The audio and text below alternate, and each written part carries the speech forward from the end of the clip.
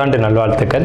அதாவது நம்ம தமிழர்கள் தமிழ் புத்தாண்டை தான் நம்ம வந்து விசேஷமாக கொண்டாடணும் அப்படின்ற ஒரு அமைப்பில் வந்துட்டு இந்த தமிழ் புத்தாண்டு அப்படிங்கிறது வரக்கூடிய ஏப்ரல் 14 தொடங்க இருக்குது. நம்மளுடைய தமிழர்களுடைய ஒரு பண்பாட்டில், நம்மளுடைய கணித முறைகளில், நம்மளுடைய சாஸ்திர முறைகளில் முன்னோர்கள் வகுத்து கொடுத்தது எது அப்படின்னு கேட்டிங்கன்னா சித்திரை 1 தான் நமக்கு தமிழ் புத்தாண்டு.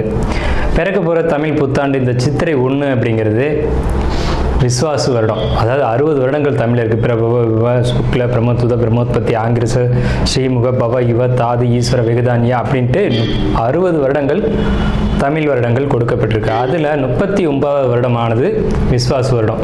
இந்த வருடத்தை நோக்கி தான் நம்ம அடியெடுத்து வைக்கிறோம். நம்ம தமிழர்களுடைய கலாச்சாரப்படி பல்வேறு மதங்களும் பல்வேறு இனங்களும் பல்வேறு கலாச்சாரங்களும் இருந்தாலும் இந்த உலகத்தினுடைய ஆதி கர்த்தா, ஜோதிட சாஸ்திரத்தினுடைய ஆதி கர்த்தா அப்படிங்கிறவங்க தமிழர்கள் தான். அப்படிங்கிறதுல எல்லளவு கூட மாற்றம் இல்லை அப்படிங்கிறத நீங்கள் நல்லா புரிஞ்சுக்கணும். இந்த உலகத்துக்கு சாஸ்திரத்தையும் நாள்காட்டியும் வான சாஸ்திரத்தையும் தொகுத்து கொடுத்தவங்க யாருன்னு கேட்டால் நம்ம தமிழர்கள். நம்ம தமிழ் புத்தாண்டை நம்ம மற்றவங்களுக்கு கொடுத்துட்டு மற்றவங்களுடைய கேலண்டர் எடுத்து நம்ம பயன்படுத்திக்கிட்டோம். இது மிகப்பெரிய ஒரு தவறு. இந்த இடத்துல நம்மளுடைய தமிழ் புத்தாண்டை நம்ம பின்பற்றணும்னு சொல்லி ஒரு வேண்டுகோளை நம்ம வச்சுட்டு இந்த தமிழ் புத்தாண்டு எப்படி இருக்குது அப்படிங்கிற அமைப்பையும் தமிழ் புத்தாண்டு என்ன, தமிழ் புத்தாண்டுடைய சிறப்புகளையும் நம்ம வந்து பேசுவோம். நாள் என் செய்யும் வினைதான் என் செய்யும் என்னை நாடி வந்த கோள் என் செய்யும் கொடுங்கூற்று என் செய்யும் கூரேசர் இருந்தாலும் சிலம்பும் சதங்கையும் தண்டையும் சண்முன் தோளும் கடம்பும் என் கண்முன் வந்து தோன்றினேன். அதாவது நம்மளுடைய தமிழ் கடவுள் அப்படிங்கிறவர் முருகன் தாங்க. அகத்தியருக்கு தமிழை கற்றுக் கொடுத்தவர் யாருன்னு கேட்டிங்கன்னா முருகன் தாங்க. முருகன் தான் தமிழ் கடவுள். அதாவது அவருடைய பிறப்பு வேணால் நம்ம வந்து சிவன் பார்வதி அப்படி இப்படின்னு நம்ம சொல்லலாம். ஆனால் தமிழுக்கென்ற ஒரு கடவுள், தமிழினுடைய ஆதி கர்த்தா அப்படிங்கிறவங்க யாருன்னு கேட்டிங்கன்னா முருகன் தான். ஸோ அதனால் நம்ம முருகனை வணங்கி நம்ம இந்த பதிவை தொடர்வோம். சித்திரை 1 அப்படிங்கிறது ஏப்ரல் 14 ஆங்கில கணக்குப்படி. ஆங்கில கணக்கை தயவு செஞ்சு யாரும் எடுத்துக்க வேணாம். ஆங்கில நாள்காட்டி தவறானது தான். இது வந்து நம்ம சவால் விட்டே சொல்லலாம். ஒரு 15 நாட்கள் ஆங்கில நாட்காட்டியில் காணாமல் போய் அதை தேடி கண்டுபிடிச்சி அதுக்காக நாட்களை திருத்தின ஒரு வரலாறு நம்ம வரலாறு இருக்குது. நல்லா தெரிஞ்சுக்கோங்க. இன்னையிலேருந்து இன்னும் நூற்றுக்கணக்கான வருடங்களுக்கு கிரகணத்தை ஆதி காலத்திலே குறித்து வச்சுருக்காங்க நம்ம முன்னோர்கள். ஸோ அப்படிப்பட்ட நம்மளுடைய தமிழ் வருடப்பிறப்பான விஸ்வாச வருடப்பிறப்பு எப்படி நடக்குது அப்படின்னு பார்த்தீங்கன்னா, திங்கட்கிழமை அன்னைக்கு பிரதமை திதியில் சுவாதி நட்சத்திரத்தில் வஜ்ரம் நாமயோகத்தில் கௌளவ கரணத்தில் பிறக்க இருக்குது. இந்த சித்திரை 1 தாங்க கேரளாவில் ஐயப்பனுக்கு நடை திறப்பு முதல்ல நடக்கக்கூடிய நாள் அப்படின்னா சித்திரை விசு அப்படின்னு சொல்லுவாங்க. விசு அப்படின்னா சமப்படுத்துதல் அப்படின்னு பேர். சித்திரை விசு அப்படிங்கிறத கேரளாவில் விசேஷமாக கொண்டாடுறாங்க. ஏன்னா நம்மகிட்டேருந்து பிழிஞ்சு போன ஒரு மொழி வந்து மலையாளம் அப்படிங்கிறது. சரி, விஸ்வாசு வருடத்துக்கு நம்ம முன்னோர்கள் என்ன விளக்கம் கொடுத்துருக்காங்க அப்படின்னா, விஸ்வாசு அப்படின்ற சொல் வந்துட்டு நேர்மை, நீதி, செல்வம் அப்படின்னு உயர்ந்த ஒரு அர்த்தத்தை வச்சுருக்காங்க. நம்முடைய தமிழ் மொழிக்கு நம்ம தமிழ்லேயே அர்த்தங்கள் தேட வேண்டிய ஒரு காலகட்டம் வந்தாச்சு. சரி, இந்த விஸ்வாசு வருடம் அப்படிங்கிறது நேர்மை, நீதி, செல்வம் அப்படிங்கிற ஒரு அர்த்தத்தில் வருது இந்த சொல் அப்படிங்கிறது. இந்த விஸ்வாசு வருடத்துக்கு உண்டான பலன்களாக நம்ம முன்னோர்கள் என்ன சொல்லியிருக்காங்க அப்படின்னு பார்த்தீங்கன்னா, விஸ்வாசு வருடம் தன்னில் வேளாண்மை ஏறும், பசுமாடும் மாடும் பழிக்கும், சிசு நாசம், மறையோர்கள் வாழ்வார்கள், மாதவங்கள் மீறுமே, மற்றுலகில் உண்டு மலை அப்படின்னு சொல்லியிருக்காங்க. மற்றுலகில் உண்டு மலை அப்படின்னு முடிக்கிறாங்க. இதனுடைய அர்த்தம் என்னன்னு கேட்டிங்கன்னா, இந்த வருடம் விஸ்வாசு வருடம் அப்படிங்கிறது ஒவ்வொரு 60 வருடங்களுக்கு ஒரு முறை 39 ஆண்டாக பிறக்கக்கூடிய இந்த விஸ்வாசு வருடமானது வருகின்ற காலகட்டத்தில் எல்லாம் வேளாண்மை உயரும் அப்படின்னு சொல்லியிருக்காங்க. மாடும் பழிக்கும் அப்படின்னா நம்மளுடைய பசுமாடுகள் அப்படிங்கிறது நல்ல ஒரு முன்னேற்றத்தை அடையும். மாடு ஆடுகளுக்கு ஒரு நல்ல தீவனங்கள் கிடைத்து அதுவும் நல்ல செழித்து வரும். ஆதி காலத்தில் வந்து மாடை தான் செல்வமாக குறிப்பிட்டிருக்காங்க. இன்றைக்கி வந்து பணம் அப்படின்ற ரூபாய் தாள்களை நம்ம வந்து பணமாக குறிப்பிட்றோம்.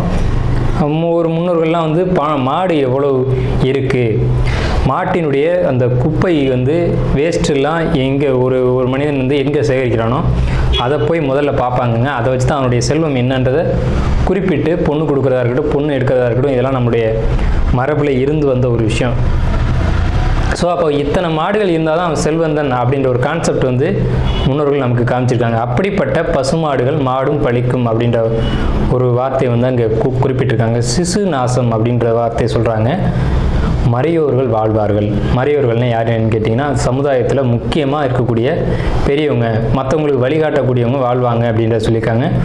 மாதவங்கள் மீறுமே அப்படின்ற ஒரு வார்த்தையும் வருது. மாதவங்கள் மீறும் அப்படின்னா ஒழுக்கக்கேடான செயல்பாடுகளில் மனிதர்கள் நடக்க வேண்டிய காலகட்டங்கள் வரும். ஒழுக்கக்கேடுனா என்னங்க? இந்த விரல் தான் ஒழுக்கக்கேடு, இந்த ஒற்றை விரல் தான். இந்த விரலை வச்சு தான் நம்ம பட்டனை அமுக்கிறோம், காசு வாங்கிட்டு அமுக்கிறோம்.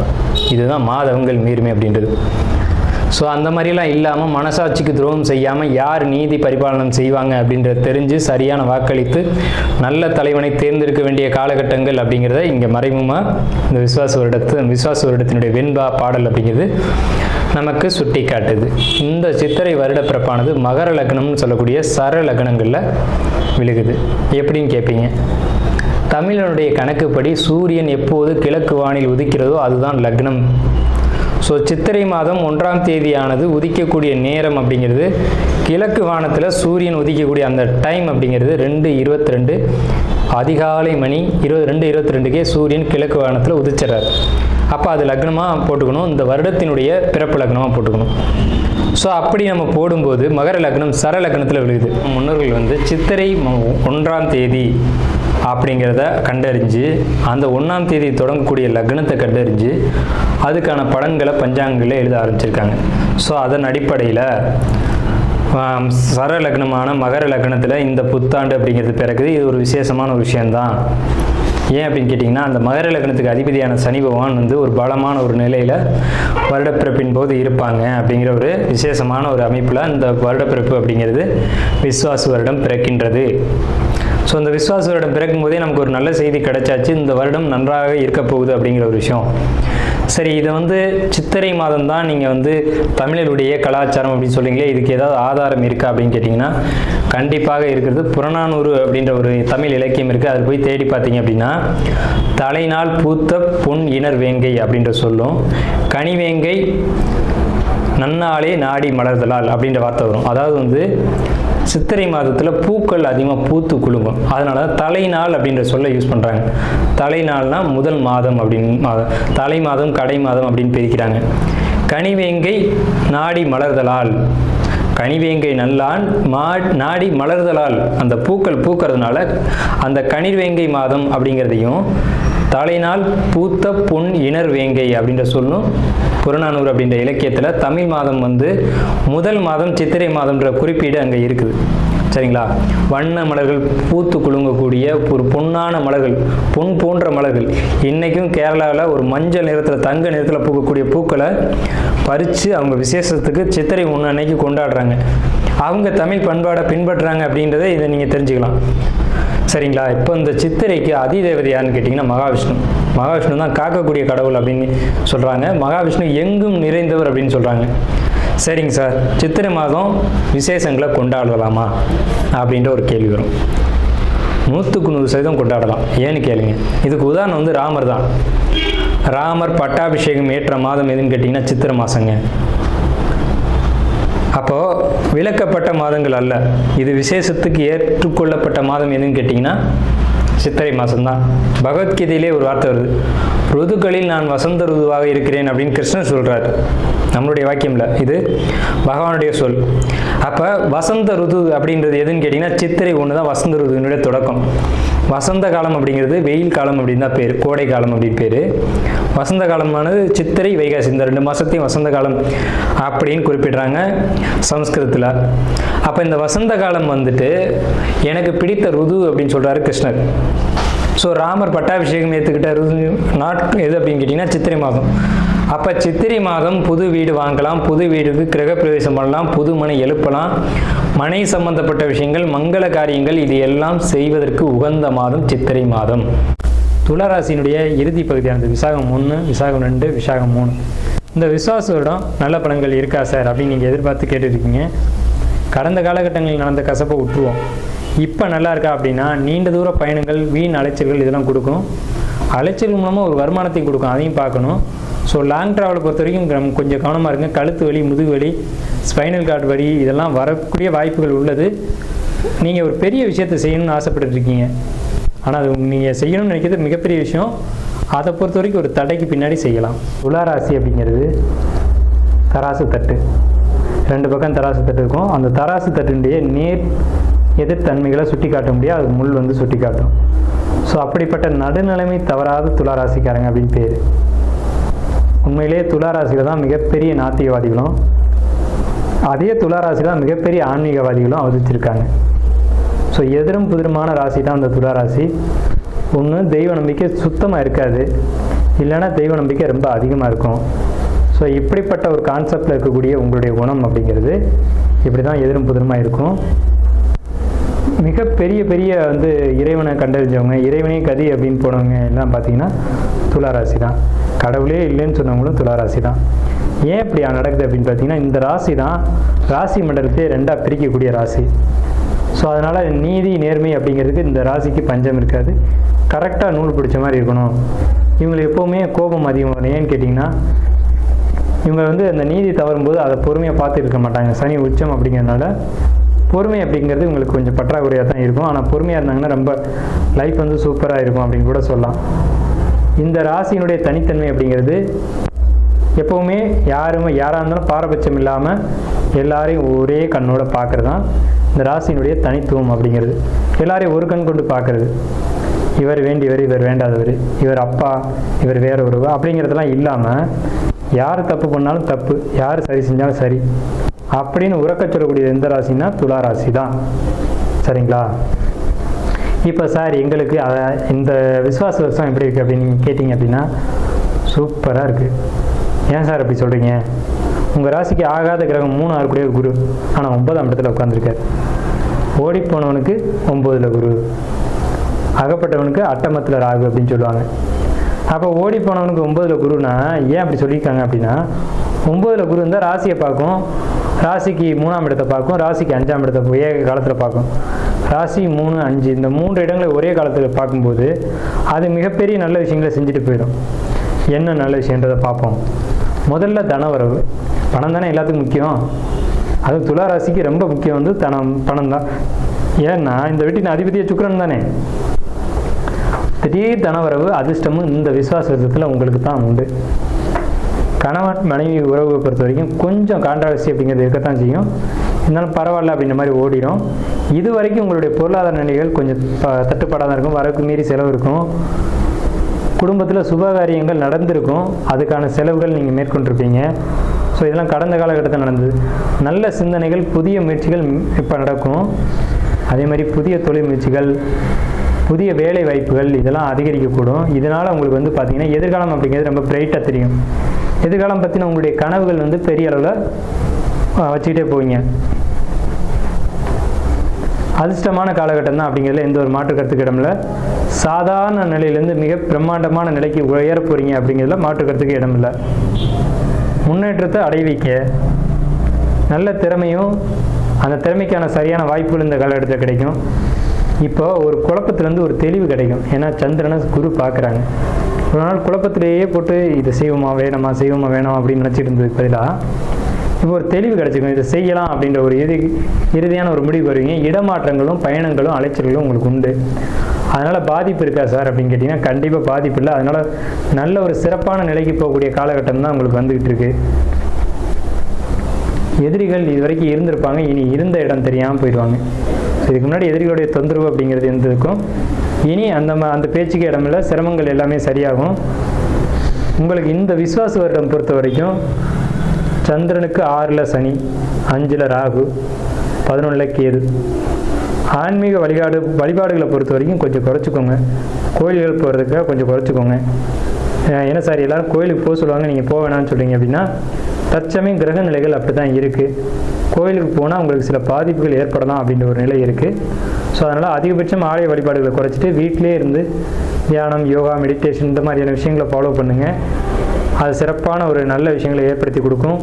உங்களுடைய சிந்தனைகளில் ஒரு நல்ல மாற்றங்கள் அப்படிங்கிறது ஏற்படும். நல்ல ஒரு உடல் ஆரோக்கிய மேம்பாடு. இவ்வளோ நாள் உடம்புல பிரச்சனை இருந்தது சார், அதனால் கவலைப்படுதுன்னு அப்படின்ற ஒரு நிலையை கடந்து இனி உடல்நிலைகளை பொறுத்த வரைக்கும் ஒரு நல்ல ஆரோக்கிய மேம்பாடு அப்படிங்கிறது இருக்கும். உங்களுக்கு வயிறு சம்மந்தப்பட்ட விஷயங்களில் பிரச்சனைகள் ஏற்பட வாய்ப்பு உள்ளது. வயிறு அல்லது அடிவயிறு இது சம்பந்தப்பட்ட பாதிப்புகள், செரிமான கோளாறுகள், குடல் வாழ்வு பிரச்சனைகள் இதெல்லாம் ஏற்படுறதுக்கான ஒரு வாய்ப்புகள் உள்ளது. ஏன்னா 5ல் ராகு 6ல் சனி அப்படின்னா இந்த மாதிரியான தொந்தரவுகளை கொடுக்கும் அப்படின்ற ஒரு அமைப்பு இருக்குது. அதே மாதிரி பாத எரிச்சல், பாதத்தில் தொந்தரவு, காலில் பிரச்சனை, கால் வலி அந்த மாதிரியான தொந்தரவுகள் வயதானவர்களுக்கு வரக்கூடும். ஸோ இயல்பாக வாலிபத்தில் இருக்கக்கூடியவங்களுக்கு அந்த மாதிரி தொந்தரவுகள் வராது. மாணவர்களை பொறுத்த வரைக்கும் படிப்பில் கவனம் செலுத்த மாட்டீங்க, ஆனால் படிப்பில் கவனம் செலுத்தணும். படிப்பை தவிர்த்து மற்ற எல்லா விஷயங்களையும் கவனம் போகும்.